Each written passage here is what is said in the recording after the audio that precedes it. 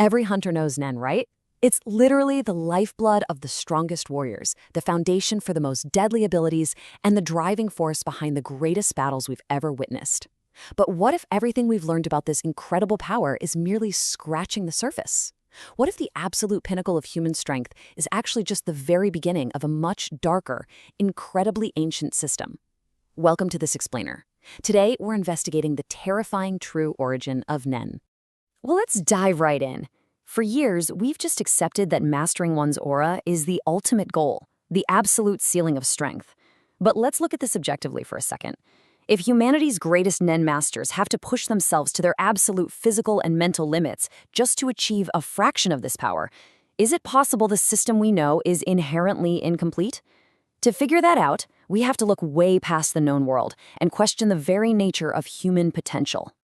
Section 1. The surface. What exactly is Nen?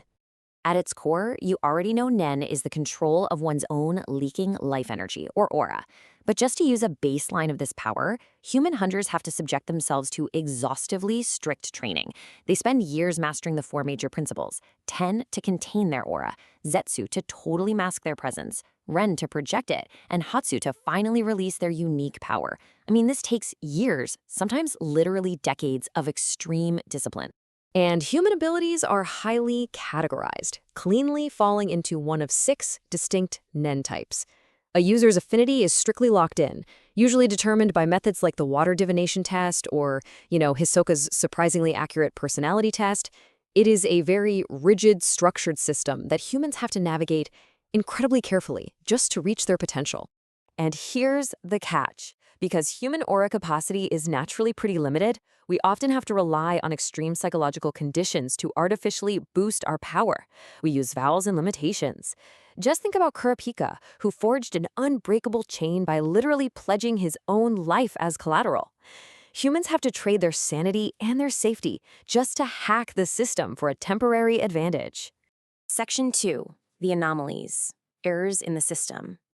So if the rules of Nen are so rigid, why do certain entities effortlessly bypass them entirely? Enter the Chimera ants. The queen, hailing from totally outside our map, gave birth to offspring who completely shattered the established rules. Right from birth, these non-human entities could innately see and utilize aura without any traditional training whatsoever. This illustrates a terrifying gap. For humans, opening aura nodes requires grueling meditation or a highly dangerous, forceful initiation. But the Chimera Ant Royal Guards and their king, Meruem, they controlled their aura perfectly the exact second they were born. I mean, compare Isaac Netero, who threw 10,000 daily punches for decades to reach his peak, to Meruem, who possessed instantaneous, overwhelming mastery just by existing. And the ultimate anomaly in this whole biological puzzle is Menthu Yuapi.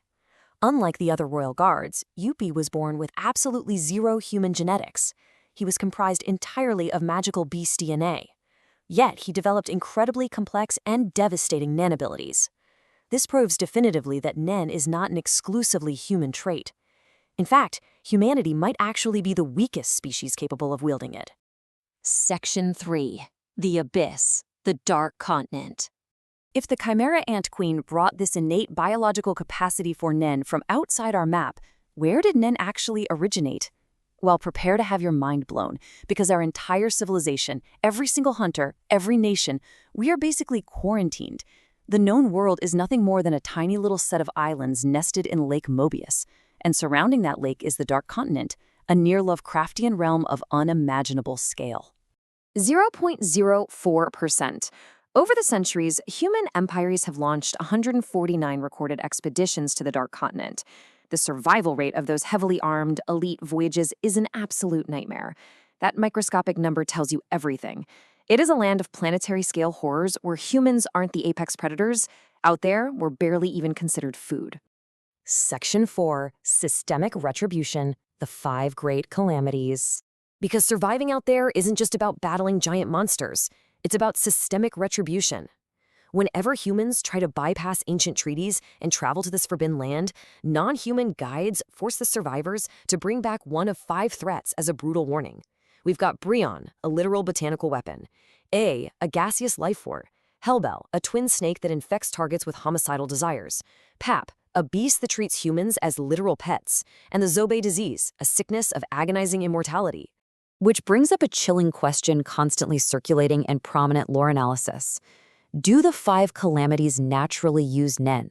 Think about it. The gaseous lifeform RII is heavily theorized to be connected to Nanika, the mysterious entity possessing a Luka Zoldyck. Nanika's reality warping, wish-granting power operates on a level of Nen that defies every single rule of the human system. If these ancient, godlike calamities naturally utilize an incredibly potent, unexplainable form of aura, then human Nen is completely eclipsed. Section 5. The Revelation. Nen's terrifying true origin. If the Dark Continent is teeming with entities that use reality-bending aura, what does that mean for our so-called mastery of Nen? An incredibly fascinating community hypothesis suggests this. What if the Dark Continent is essentially a post-apocalyptic land, showcasing exactly what happens when Nen abilities get completely out of control? The calamities might literally be the post-mortem Nen residue of a fallen, highly advanced ancient civilization. And there is compelling evidence hiding right under our noses. Consider Greed Island. That game is packed with reality-bending artifacts, items like Angel's Breath or the Pickle Genie. These items operate with a level of magical potency that seems totally disconnected from standard human Nen limits. Many lore researchers believe these are actually undocumented imports, salvaged directly from the ancient ruins of the Dark Continent.